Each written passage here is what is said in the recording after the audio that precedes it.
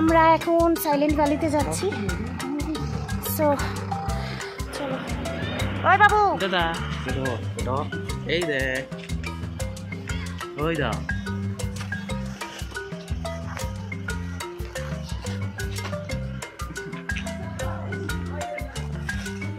Finally আমরা এখন মোমো আর থুপ্পা খেতে, আচ্ছা মোমো আর থুপ্পা খেতে ঢুকে গেছি। আর সবচেয়ে বড় কাস্টমার ঢুকেছে এখানে আমাদের সাথে।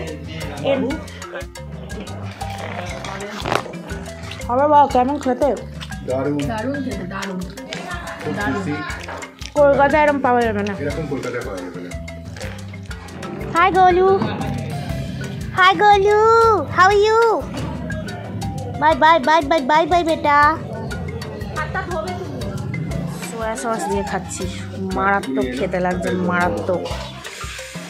এখন আমরা এসছি কিউকোলা লেকে, দুর্ধর্ষ ফলস।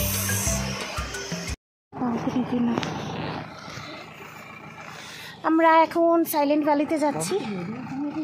সো আয় না, আয় না।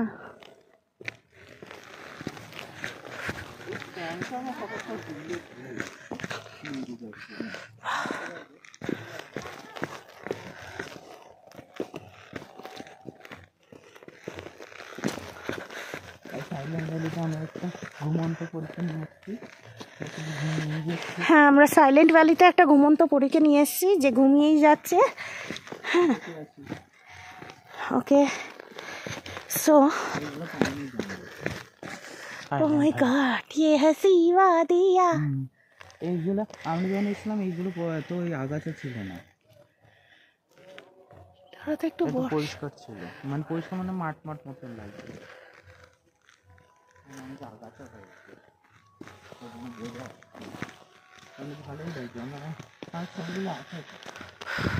আমরা এখন প্রচুর একটা জঙ্গলের ভেতরে যাচ্ছি।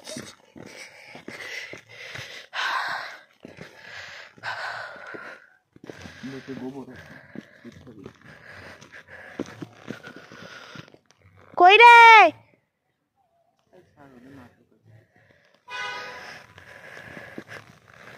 কি নামতে না নামতে দাদা হর্ন দিচ্ছে নাকি? মারবো।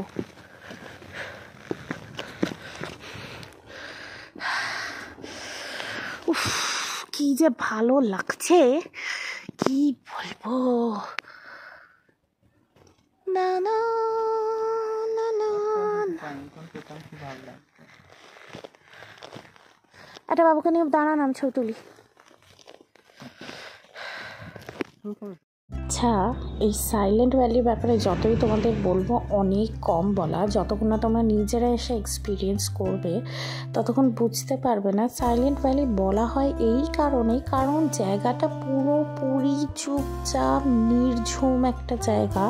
মানে এত বড় পাইন ফরেস্টের একটা জঙ্গল, কিন্তু বিশ্বাস করো একটা ঝিঝি পোকার ডাকও শোনা যাচ্ছে না। একদম পিকচার ক্লিয়ার স্টপ, মানে কোনো সাউন্ড নেই। যার জন্যই জায়গাটার নাম সাইলেন্ট ভ্যালি।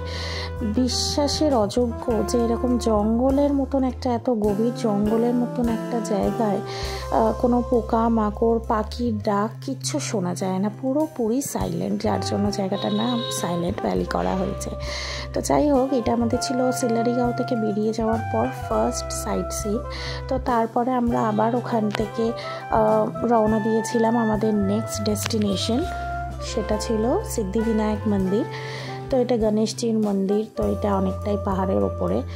তো সেদিনকে ওয়েদারটা ভীষণ ভীষণ ক্লাউডি ছিল আর প্রচণ্ড খিদে পেয়েছিল। তো আমরা ওয়েট করছিলাম যে কোথাও একটু মোমো খাবো, কারণ আমরা যেহেতু অফবিট জায়গায় গেছিলাম, এইখানে রাস্তাঘাটে কিন্তু কিছুই পাওয়া যাচ্ছিল না, যেটুকু হোমস্টেতে খাবার দিচ্ছিল সেটাই। তো ফাইনালি আমরা পৌঁছে গেছিলাম সিদ্ধিবিনায়ক মন্দিরে। এটা রেনক বলে একটা জায়গাতে অবস্থিত, অনেকটাই পাহাড়ের ওপর, প্রায় 11,000 ফিট ওপরে। তো মন্দিরের সামনেই দেখো কি সুন্দরভাবে এই সমুদ্র মন্থনের যে ব্যাপারটা, সেটাকে একটা আর্টিস্টিক ওয়েতে তুলে ধরেছে। আর এই সিদ্ধিবিনায়ক মন্দিরে কিন্তু এই এলাকার লোকেরা ভীষণভাবে মানে এবং অনেক দূর থেকেও মানত করে যায় এখানে। তো আমারও কিছু মানত ছিল, সেটা আমি করেছি। তো যাই হোক, ওয়েদারটা এত ভালো ছিল আর এত ভালো লাগছিল, আর ঠান্ডাটাও বেশ মারাত্মক ছিল। তো যাই হোক, প্রথমে ভেবেছিলাম যে বুট ফুট খুলে মন্দিরের ভেতরে ঢুকবো না, তবে যাই হোক এসেছি যখন একবার ঘুরে যাওয়াটাই মনে হয় ভালো হবে, কারণ আবার কবে আসতে পারবো কি পারবো না। তাই আর কি আমরাও ঢুকে পড়লাম এবং অপূর্ব সুন্দর কাজ করেছে, মানে অপূর্ব সুন্দর হ্যান্ডওয়ার্ক আছে এই মন্দিরের ভেতর। মানে তোমরা এক একটা দেওয়াল দেখতে দেখতে জাস্ট ক্লান্ত, মানে জাস্ট শেষ করে উঠতে পারবে না, ক্লান্ত না মানে শেষ করে উঠতে পারবে না, এত সুন্দর আর্টওয়ার্ক করা আছে পুরো মন্দিরটা জুড়ে। তো মানে এই অনুভূতিটা একটা অন্যরকম। আর এই জায়গাটারও ভীষণ শান্ত স্নিগ্ধ, মানে পাহাড়ি জায়গা এমনি শান্ত স্নিগ্ধ হয়, আর এই জায়গাটা মন্দিরটা এমন একটা জায়গায় অবস্থিত পুরো পাহাড়ে ঘেরা আর ভীষণভাবে চুপচাপ। আর এখানে কিছু সময় আমরা একটু রিলস তৈরি করার চেষ্টা করছিলাম, যদিও বা অনেক শর্টস নিয়েছে। তো যাই হোক, আলটিমেটলি আমরা রিলস করে উঠতে পারিনি, কারণ সেইভাবে হয়নি। আমাদের গাড়ির যে ড্রাইভার দাদা ছিলেন উনি ভীষণভাবে তাড়া দিচ্ছিল, কারণ আমাদের নেক্সট ডেস্টিনেশনটা অনেকটা দূরে ছিল, মানে যেখানে আমরা স্টে করব তার আগে আরও দুটো সাইট সিন ছিল, যার জন্য আমরা তাড়াহুড়ো করে এই জায়গাটা কমপ্লিট করলাম দেখা। আর নেক্সট আমরা এক্সাইটেড ছিলাম বিকজ আমরা আসার পর থেকে ডে 4, এটা ডে 4, এই 4 নাম্বার দিনে আমরা কিছু একটা খাবো, মানে মোমো থুপ্পা, যেটা পাহাড়ের একটা শান, তো সেটাই খাবো বলে এক্সাইটেড ছিলাম।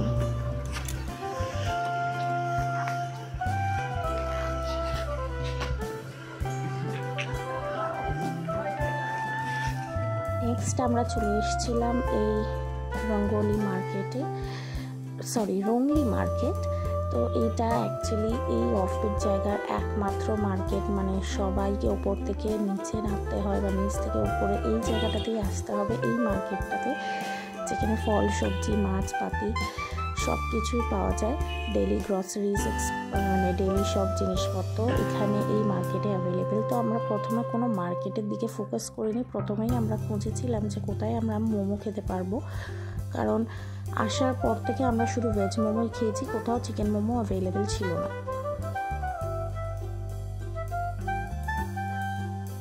এখন মোমো আর থুপ্পা খেতে, আচ্ছা মোমো আর থুপ্পা খেতে ঢুকে গেছি, আর সবচেয়ে বড় কাস্টমার ঢুকেছে এখানে আমাদের সাথে। এনার প্লেটটা আমাদের অর্ডার দেওয়া হয়নি, তো আমরা অর্ডার দিচ্ছি। আগে আমরা কোয়ালিটি আর কোয়ান্টিটি দেখবো খাবারের, তারপরে ম্যাডামের আমরা অর্ডার দেবো। আর এখানে পিঙ্ক ম্যাডাম আছে, আর এখানে পিঙ্কি ম্যাডাম আছে। পিঙ্কি ম্যাডামের বর কোথায়? ওইটা তুলতে গেছে।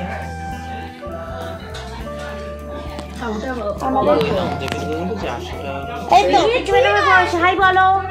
কি খেতে এসছো? চিকেন মোমো আর থুপ্পা। ওকে।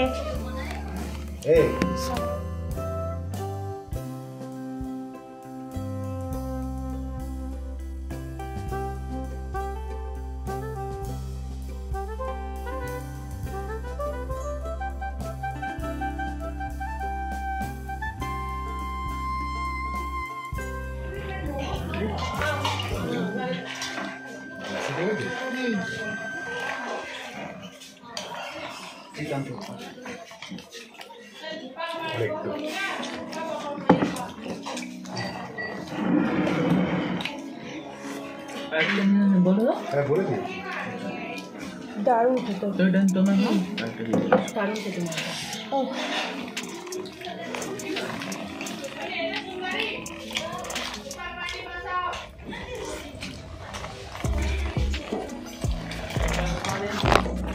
আবার বাবা কেমন খেতে? দারুণ খেতে, দারুণ। কলকাতায় এরকম পাওয়া যাবে না, এরকম কলকাতায় পাওয়া যাবে না।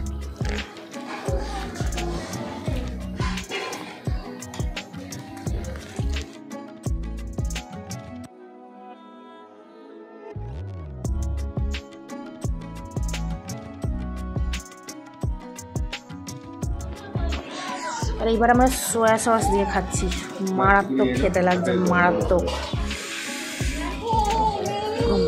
খেতে লাগছে। এনে আমার এতে দিয়ে শুধু ড্রাইটা দিন। কিছু খচখচকা লাগলে এই যে বাবার থেকে মাফিন চুরি করে করে খাচ্ছে, আর এখানে আমি নিয়েছি একটা চকোলাভাকে। উফ, hi Golu, hi Golu, how are you? Bye bye bye bye bye bye বেটা।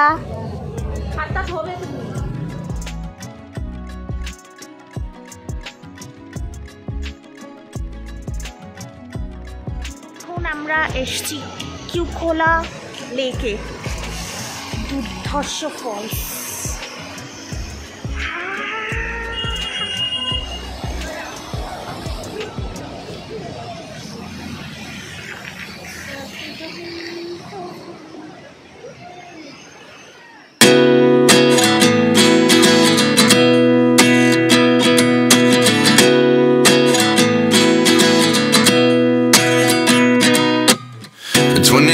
And I find myself wondering what did happen to the last 10. I ran away with my life, fast forward, never turn back again. It's kind of funny that the more we pass time, the more we need to set them rewind. And 19 was the year I had to leave you, but now I'm seeing all the signs. Is this really happening?